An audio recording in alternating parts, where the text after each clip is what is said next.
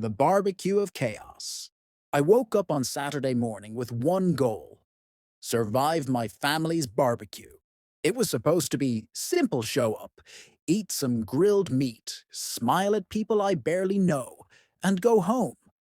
But from the moment I stepped into my parents' backyard, things spiraled faster than I could flip a burger. First, my sister greeted me with a loud hug and an even louder complaint about her husband, my brother-in-law, who was busy arguing with my stepfather about the correct way to light the charcoal. Apparently, last year, someone used too much lighter fluid and nearly burned off Grandpa's eyebrows, which, to be honest, made for an incredible Christmas card photo. Speaking of Grandpa, both of my grandparents were already seated in their matching lawn chairs, sipping iced tea and loudly judging everyone. My mother was rushing around like a contestant on a cooking show, barking orders at my father, who was pretending not to hear her, while dramatically brushing steak sauce on chicken wings. Then came the real trouble. My girlfriend, my wife, and my fiancé all showed up. Now, before you judge me, hear me out. My girlfriend was just someone I dated before I met my wife, but they weirdly became friends. My fiancé. That's a long story, involving a drunken promise at my cousin's wedding and a misunderstanding with a fortune cookie. The point is, none of them were supposed to be at the barbecue. But there they were laughing, drinking, and slowly realizing they were all connected. Through me.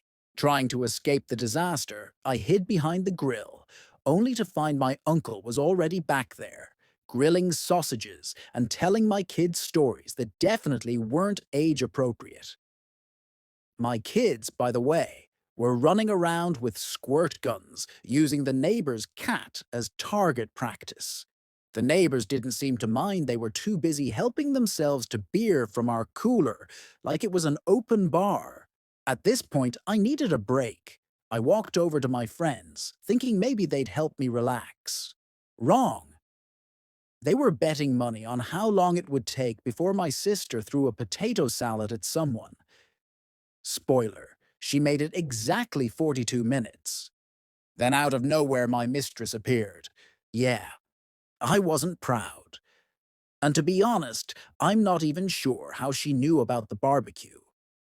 Maybe my uncle invited her by accident. He tends to confuse his contacts and once invited the plumber to our Thanksgiving dinner. Anyway, she walked in right as my wife and fiancé were arguing over who brought the better dessert.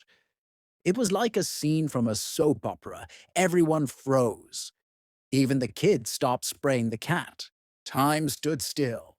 Then, my mother, God bless her, broke the silence. She walked over, handed me a plate of ribs, looked me straight in the eye, and said, "I told you not to mix barbecue sauce with your love life."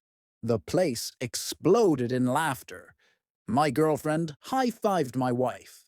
My fiancé grabbed a cupcake and walked off with the neighbors. Even my mistress sat down with Grandma and started playing cards like they were old pals. I stood there, holding that plate of ribs, completely stunned. Then my dad clapped me on the back and said, "Well, at least no one got arrested this time." By the end of the night, we were all sitting around a fire pit. My sister had forgiven her husband. My stepfather finally admitted he used too much lighter fluid. The kids were asleep in a pile of blankets. The neighbors had left us some wine. My mother sang old songs with Grandma, and my mistress helped wash the dishes. I looked around at this chaotic, weird, ridiculous group of people, and I realized something. This was my family. Confusing? Yes. Stressful? Absolutely. But somehow, in all the madness, it was also kind of perfect. And as I took a bite of the ribs my mom made, I smiled, because for the first time all day, I finally understood what she meant.